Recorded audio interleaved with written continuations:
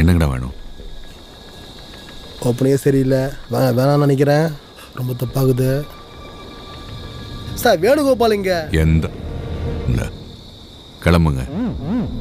ஏய் என்னடா குளம் பண்ணுறோம் சார்? இதுதான் வீடு சொன்னாங்க சார். தப்பாக சொல்லியிருப்பாங்க. நீங்கள் சார் புதுசா இவன் ஒரு ஆளுன்னு இவங்கிட்ட பேசிட்டு இருக்க. ஏய் இருடா போவாத. வீட்டில் ஒரு பொண்ணு இருக்குல்ல, வெளியில அனுப்புடா. சாவு நிச்சயம் இல்லாட்டி.